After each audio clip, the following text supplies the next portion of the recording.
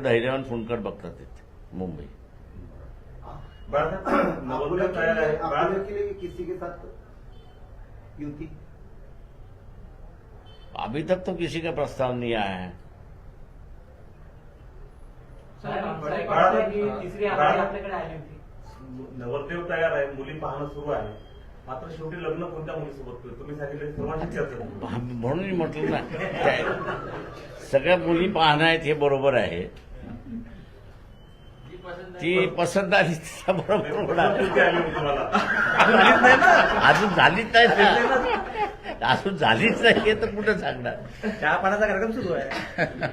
Sir, बड़े पक्षों के साथ अगर नहीं होती है युति तो जो छोटे मोटे घटक होते हैं, जैसे छोटी छोटी पार्टी जो उनके साथ में तो हो रहा है, उनको हम लोग बचा रहे।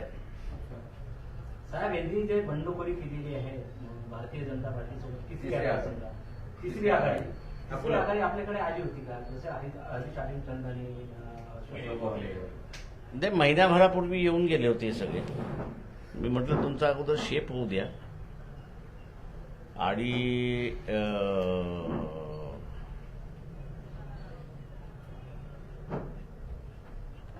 कोण कोण त्याच्यामध्ये सहभागी होते, कशा पद्धतीने होते,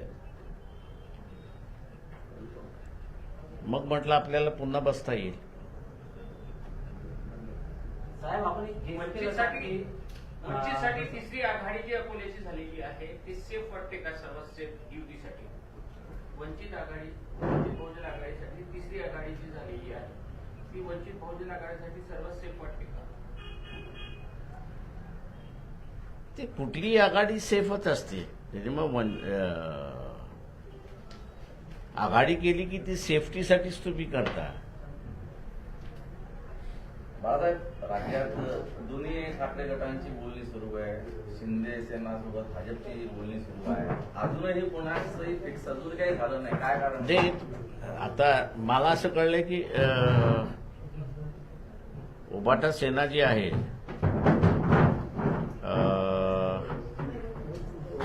त्यांचं सेटल झालंय असं मला कळलंय। सॉरी बाळासाहेब, नाही, उभाटा सेना जी आहे आणि राज ठाकरे जी आहे यांच्या ऍज कुठे सेटल झाले असं आम्हाला कळलेलं आहे त्याच्यामध्ये। राज ठाकरे म्हणतात जोपर्यंत जागा वाटपाचं होत नाही तोपर्यंत काही डिक्लेअर करू नका अशी ठाम भूमिका आहे। हो, ते त्यांचं ठरलेलं आहे माझ्या अंदाजानं, म्हणजे फॉर्म्युला ठरलेला आहे की किती किती घ्यायचा। ते एखाद्या दुसऱ्या सीटवरनं वादावादी होत राहणारच।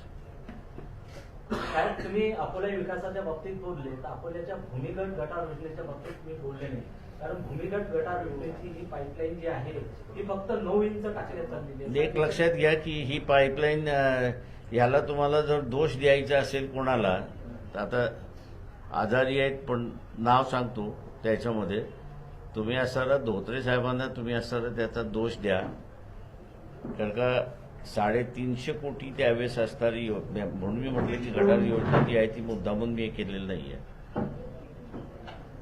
जी ज्याचा मास्टर प्लॅन असणारा सेंट्रल गव्हर्नमेंटनी करून दिला होता आपल्याला आणि त्याच्यातले 350 कोटी रुपये त्यांनी आपल्याला सँक्शन दिले होते, आलेही होते आपल्याकडे अकोला महानगरपालिकेत।